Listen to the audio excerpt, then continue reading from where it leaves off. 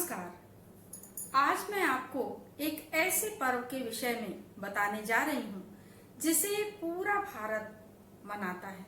देश विदेश में बसे हुए बहुत से ऐसे लोग जो कृष्ण भक्त हैं वो सभी अपनी भक्ति में लीन हो जाते हैं और इस पर्व की प्रतीक्षा पूरे साल भर तक करते रहते हैं।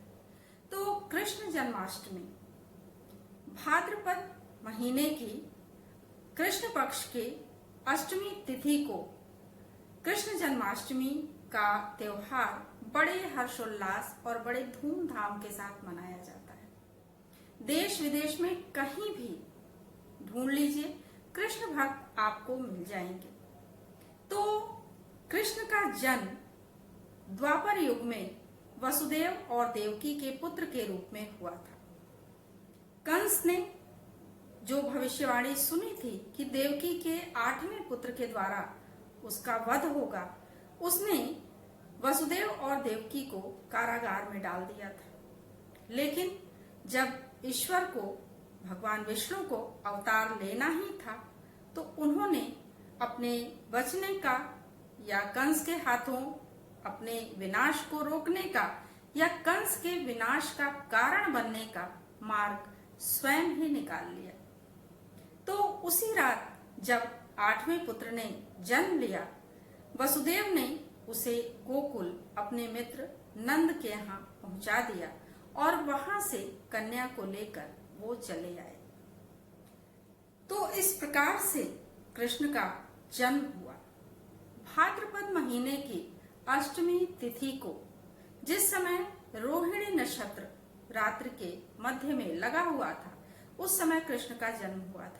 कहा जाता है कि भाद्रपद महीने की कृष्ण पक्ष में अष्टमी तिथि को यदि रोहिणी नक्षत्र है तो बहुत ही शुभ योग बनता है। इस साल 11 या 12 अगस्त 2020 को कृष्ण जन्माष्टमी का पर्व बड़े धूमधाम के साथ मनाया जाएगा।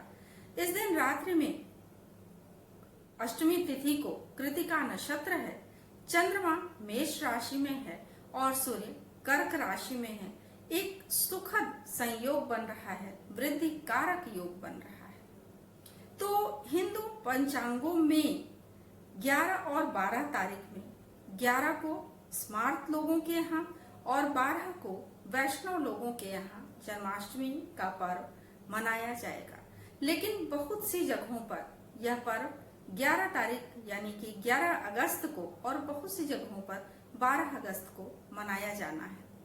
तो 12 अगस्त की मध्य रात्रि में रात्रि 12:05 पर यह बढ़िया योग शुरू हो रहा है और 12:47 तक यानी कि 43 मिनट का समय पूजा के लिए बहुत ही शुभ कारक है।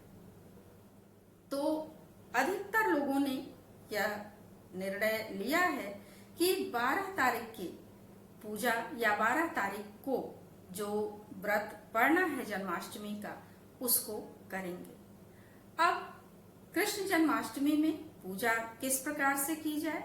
तो स्वच्छ वस्त्र धारण करके एक स्थान पर, एक छोटी चौकी पर लाल वस्त्र बिछा करके उसमें भगवान कृष्ण की बाल रूप की कोई सुंदर सी मूर्ति रखकर उनको चरणामृत और गंगाजल से स्नान करा के स्वच्छ सुंदर वस्त्र पहना करके रोली और अक्षत का टीका करके और उसके पश्चात भगवान कृष्ण की आरती गाएं।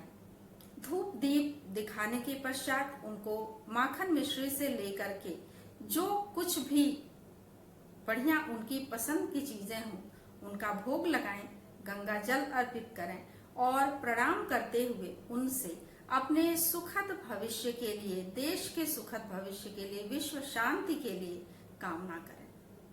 तो इस तरह से जन्माष्टमी का पर्व जो भगवान कृष्ण के जन्मोत्सव के रूप में मनाया जाता है, पूरे देश में एक हर्षमय वातावरण को उपस्थित कर देता है।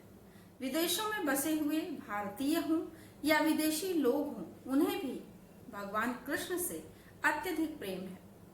अधिकतर भक्त जो यहाँ पे आते हैं, मथुरा, वृंदावन इन सब जगहों पर बहुत से ऐसे विदेशी दिखते हैं जो कि कृष्ण भक्ति में लीन होते हैं। तो कृष्ण की भक्ति में लीन होकर के कृष्ण को अपना ईश्वर मानते हुए हम उनकी आराधना करें और उनके जो गीता के उपदेश हैं, गीता का जो सार तत्व है, कर्मण्येवाधिकारस्ते मा फलेषु कदाचन, तो सदैव अपने कर्म में, सत्कर्मों में लीन रहें।